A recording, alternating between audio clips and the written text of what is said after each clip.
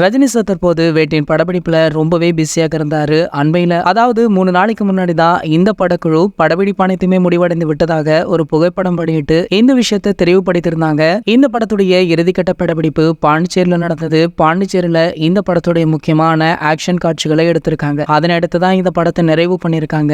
தற்போது ரஜினிகாந்த் அவர்கள் 1 அல்லது 2 வாரம் ரெஸ்ட் எடுத்துட்டு அவருடைய அடுத்த படமான தலைவர் 171வது படம் அதாவது கூலி அப்படின்ற படத்துல களமிறங்க இருக்காரு. இதன் படப்பிடிப்பு பாத்தீங்கன்னா 100 நாட்கள் கால் ஷீட் கொடுத்திருக்காராம். கிட்டத்தட்ட 3 அல்லது 4 மாதங்களுக்குள்ள இந்த படப்பிடிப்பு முடிஞ்சிடும் அப்படின்னும் சூப்பர் ஸ்டார் அவர்களுடைய தரப்புல இருந்து தகவலுமே வெளியாகி இருக்கு. சோ தற்போது வெளியாகி உள்ள தகவல் என்ன அப்படின்னு பாத்தீங்கன்னா, ரஜினிகாந்த் அவர்கள் தற்போது விஜயகாந்த் அவர்களுக்கு வாழ்த்து கூறியிருக்காரு. மறைந்த நடிகரும் தேமுதிக தலைவருமான திரு விஜயகாந்த் அவர்கள் அண்மையில காலமானாரு. இவர் காலமானதை அடுத்து இவருக்கு பத்மபூஷன் விருது அறிவிக்கப்பட்டது. இந்த விருதை 2 அல்லது 3 நாட்களுக்கு முன்னாடி அவருடைய மனைவியான திரு பிரேமலதா விஜயகாந்த் அவர்கள் பெற்றுக்கொண்டாங்க. பெற்றுக்கொண்டு அவங்க சென்னையுமே திரும்பிட்டாங்க.